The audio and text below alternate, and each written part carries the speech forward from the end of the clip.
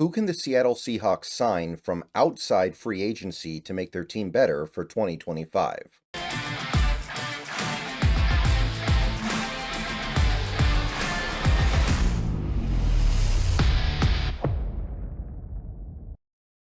What's going on, everybody? Good morning. Happy Tuesday. And it's time to turn things over a little bit. It's time to switch things up just a little bit on this channel. We finished one series.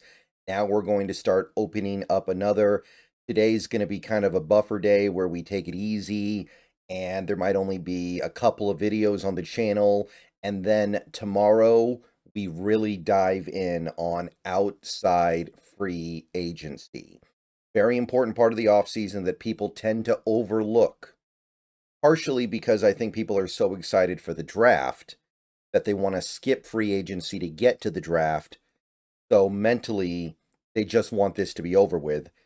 And maybe it's also partially because the Seahawks in particular are not a team known for making big, splashy moves in free agency. And I do want to say this. I don't think it's a bad idea to want to avoid the big free agency splash, because by definition, you are paying top dollar for the players that you bring in. You are bidding against every other team in the NFL.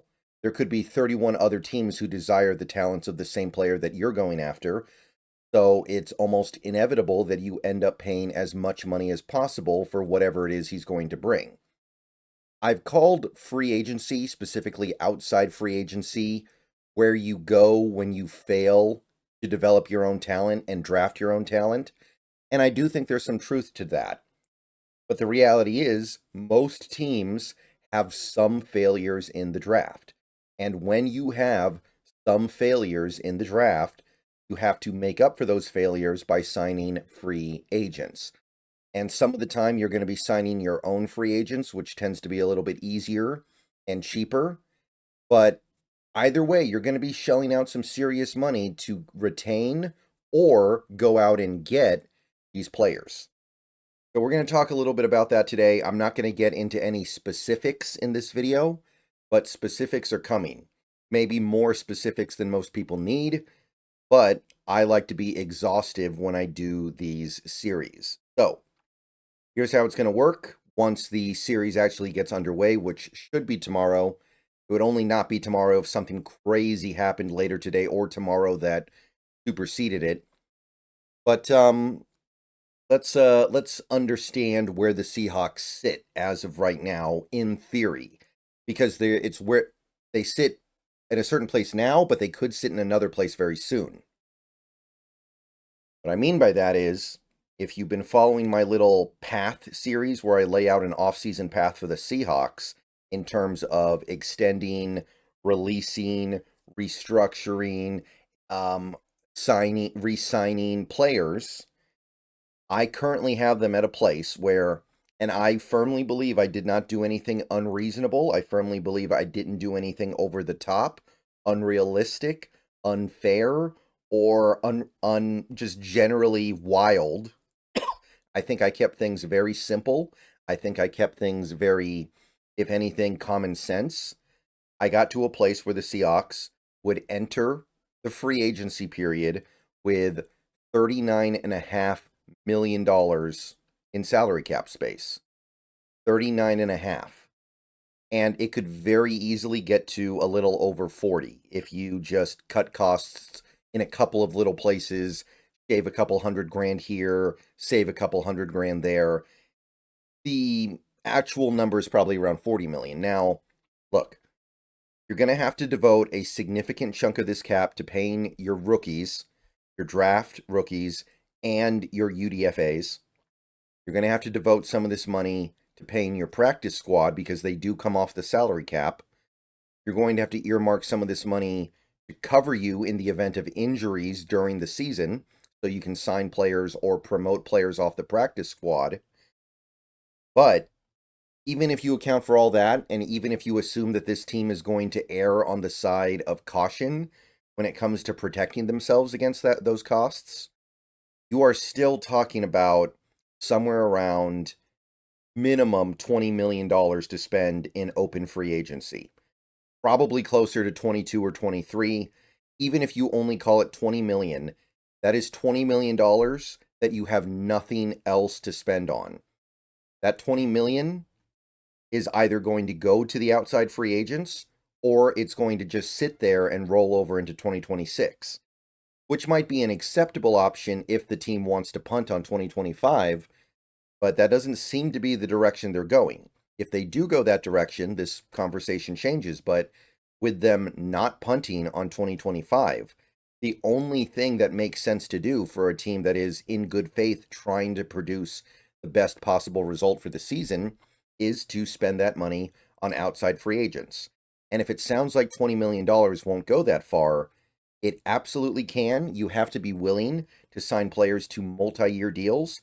You have to be willing to give out long-term contracts that pushes the money into the back end. And you have to be willing to be aggressive with your early cap hits, knowing you have a lot of cap space later. 100% doable, 100% reasonable. There's nothing that I just said that is outside the lines for any NFL team. Every NFL team does this to some degree. Some teams do it a lot more than others, but there is no rule saying you can't do these things, nor is it really frowned upon or discouraged by the NFL. So what we're going to do over the next few weeks here, basically before free agency starts, before the combine really at the end of the month, we're going to go through all of the players across the NFL. Maybe not every player, but every player that has some degree of interest, that there's some degree of appeal to, and basically try to find the guys that make sense for the Seahawks to at least try to sign. I think we all understand that sometimes you can't sign a player. Sometimes you get outbid. Sometimes the bidding gets to a place you cannot follow. Sometimes the player doesn't really want to come to live in Seattle during the season. Sometimes the player doesn't see the fit. There's a bunch of stuff that can happen. I don't doubt that for a second. But we're going to try to find the players that make sense for the Seahawks to go after, and then we're going to try to determine a reasonable cost. Now, Spotrac does have this really nice feature where they will determine objective market value for each player based on their production in recent years. Try to give you an idea of where the bidding might start at the very least, or where the bidding might hopefully end if things are, fair and true. But we're going to also have to offer our own interpretations because the market value on Spotrac is largely determined by automation, I believe, and therefore often needs a human touch. But however you want to put it, however you want to say it, the point is we're going to try to figure out who the Seahawks should try to get and who the Seahawks should be willing to offer certain amounts of money to.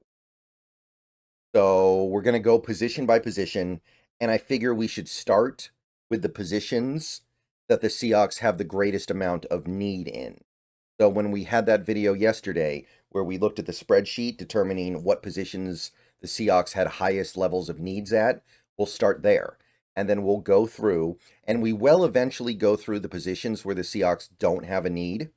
And I know that might sound a little bit counterintuitive, but we may as well be exhaustive. And I understand.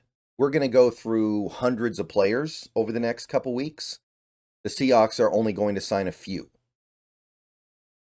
But I think it's important that we do our research, do our homework, so we are as prepared as possible when the free agency starts for whatever to happen. So that's going to be a lot of videos over the next few weeks. Probably for many of you, it'll be too much. I imagine there are going to be a lot of the videos that I make that are not going to have widespread appeal. A lot of the videos that I make will not appeal to a large audience. I don't know how much you're going to be able to talk about the Seahawks signing a free agent running back. Well, to which I say, maybe you're a fan of another team and you're here because you want information. This primer should have applicability for pretty much any NFL team.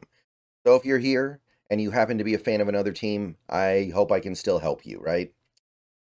So that is what the next few weeks on this channel are going to look like. Basically, from now until the combine, maybe we'll take a break on Super Bowl Sunday. But other than that, we're just going to be going. We're just going to be flying right through.